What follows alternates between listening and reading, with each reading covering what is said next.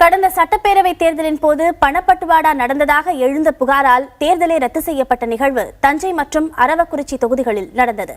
இந்த நிலையில் நவம்பர் 19ஆம் தேதி நடைபெறவுள்ள தேர்தலும் தேர்தல் ஆணையத்திற்கு பெரும் சவால்களை உள்ளடக்கியதாக இருக்கும் என்று எதிர்பார்க்கப்படுகிறது. தமிழகத்தில் கடந்த மே மாதம் நடைபெற்ற சட்டப்பேரவை தேர்தலின் போது பணப்பட்டுவாடா புகாரினால் தஞ்சை, அரவக்குறிச்சி தொகுதிகளில் மட்டும் தேர்தல் ரத்து செய்யப்பட்டது. தற்போது இந்த தொகுதிகளில் நவம்பர் 19ஆம் தேதி தேர்தல் நடைபெறும் என அறிவிக்கப்பட்டுள்ளது. முறைகேடுகளுக்கு இடமளிக்காமல் தேர்தலை நேர்மையாக நடத்த தேர்தல் ஆணையம் பல்வேறு நடவடிக்கைகளை மேற்கொண்டுள்ளது.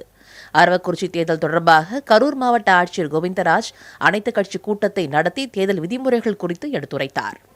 அனைத்து அரசியல் கட்சி தலைவர்களையும் கூப்பிட்டு அதில் உள்ள முக்கியஸ்தரெல்லாம் கூப்பிட்டு இன்னைக்கு எப்படியெல்லாம் இந்த தேர்தலுக்கு என்னென்ன இன்ஸ்ட்ரக்ஷன் கொடுத்துருக்காங்க, அவங்க மாவட்ட நிர்வாகத்துக்கு இருக்கக்கூடிய அந்த ஒத்துழைப்பு எப்படி கொடுக்கணும் என்னங்கிறத டீட்டெயிலாக அவங்ககிட்ட அந்த தேர்தல் அட்டவணைப்படி அவங்ககிட்ட சொல்லியிருக்கிறோம்.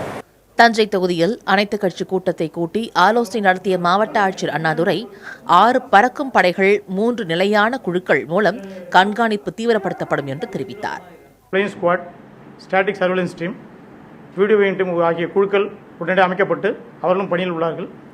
அவை தேர்தலை நியாயமாகவும் நேர்மையாகவும் இந்திய தேர்தல் ஆணைய அறிவின்படி நடத்துவதற்கு தேவையான ஏற்பாடு செய்யப்பட்டுள்ளது. விதிமுறைகளின்படி உரிய முறையில் தேர்தல் அலுவலர்கள் நடவடிக்கை எடுக்கும் பட்சத்தில் முறைகேடுகளை தடுக்க முடியும் என அரசியல் விமர்சகர்கள் கருத்து தெரிவித்துள்ளனர்.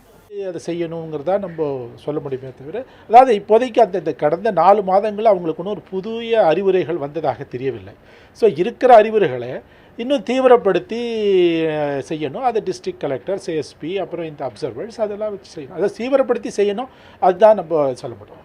பணப்பட்டுவாடா புகாரில் இந்த தொகுதிகளில் தேர்தல் ரத்து செய்யப்பட்டிருந்த நிலையில் அங்கு பழைய வேட்பாளர்கள் போட்டியிட தடை விதிக்கப்படவில்லை என தலைமை தேர்தல் அதிகாரி ராஜேஷ் லக்கானி கூறியுள்ளார். முறைகேடுகளை தவிர்க்க 24 மணி நேரமும் வாகன சோதனை நடத்தப்பட்டு வருவதாகவும் லக்கானி தெரிவித்துள்ளார்.